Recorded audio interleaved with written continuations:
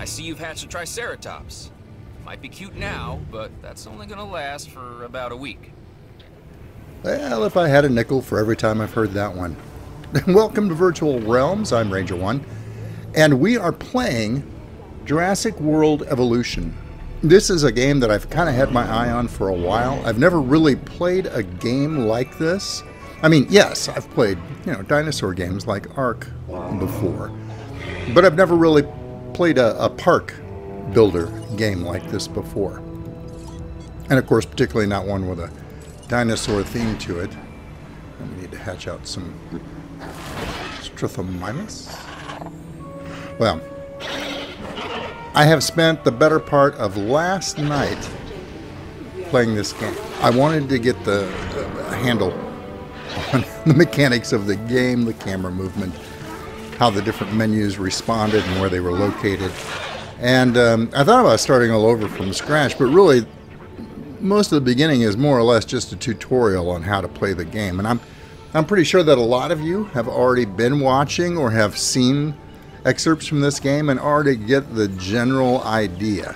We are on the very basic beginner island where the weather is pleasant and there's plenty of space to build, and I haven't done anything extraordinary other than just get used to how the game plays. And so far it's working out pretty well. I'm just employing a very simple strategy right now. I'm trying to keep things efficient. I've used the initial paddock that the game has given me, and I'm sticking to just the basic dinosaurs that are easy to unlock and get to. And right now my park is a pretty rousing success. It's bringing in money slowly but surely. I have had no great disasters of any type, although I'm sure that will change before too much longer. And the park is doing pretty well. I'm going to not walk you through everything that happens, but let's take a look at how this progresses, because the game intrigues me. It's beautifully done. The dinosaurs and their animations are just outstanding. Well, let's see where this takes us. Right at the moment, I've taken direct control of this Jeep and am driving it into the main paddock because I have a contract from the park's security division that has asked me to get a picture of at least a couple of Triceratops here in the paddock, which I'm more than happy to do, and it will bring money into my park. I think this group over here should do nicely. It's even got 3 altogether, so that ought to bring in a fair amount of cash. Perfect. Alright, let's see what they give me for it. What a cool photo! Did I sound sincere? Because that's what I was going for. No, not really, Cabot. You kind of sound like a schmuck as usual. We'll be closing this contract and putting your pictures to good use. Every bit of imagery and intel makes us that much better at our jobs. That's George Lambert, our security chief, and I haven't made my mind up about him yet. Sometimes he's pretty cool and practical, and other times I think he's wound just a little too tight. That first guy that pitched in, Cabot Finch, I think is his name, he's like the park business administrator. He likes to think he's a lot more important than he really is, and he also likes to think he's a lot funnier than he really is. He's full of useful information, and you get the definite feeling that he knows more than he lets on. He only tells you things that will eventually end up benefiting him personally. So, yeah, not really someone to trust. But if you keep your eyes on him, every once in a while you can pick up a sense of things that are going on under the surface in this game. And sometimes that kind of helps keep you out of trouble.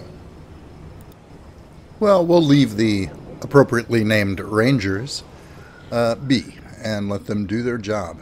They do most of the heavy lifting here at the park. And I want to check on my progress in other areas. Like I say, I've been playing this for a little while. I think I currently have all the buildings unlocked that I can unlock at this level, including the storm defense station. It rains often here, but the storms aren't severe, so I'm I don't know if I'm going to end up putting any of the storm defense stations here or not. Probably not. They haven't been needed yet. I have dig teams that are going out regularly, bringing back fossils and other valuable items. Even the items that I can't extract dinosaur DNA from are valuable to the park because I can simply sell them and make money that way. And sometimes that fills in the gap when we need funds and don't have a lot of visitors coming in for one reason or another. In the early stages, on each island, if I'm anticipating this correctly, selling stuff like that for instant cash is going to be important. I was worried there for a bit, but you came through with that genome. Great job. Young Isaac there is the head of the entertainment division, understandably a rather important division at a dinosaur amusement park. And he seems to have his heart in the right place most of the time, although I'm starting to detect a little tendency for him to get a little carried away from time to time. For now, we'll just keep an eye on him, see if we can take advantage of his natural enthusiasm and his willingness to give out contracts. This whole game is a balancing act between the security division, the science division, and the entertainment division. And you don't want to spend too much time paying attention to one over the other, or it can lead to some nasty repercussions. Sabotage is an option if you are withholding your attention for too long from one of those branches, because the role you play is basically the general operations manager. You're making all the upper level decisions for the park, so whichever way you decide to go is very important to how successful they are. So competition is fierce.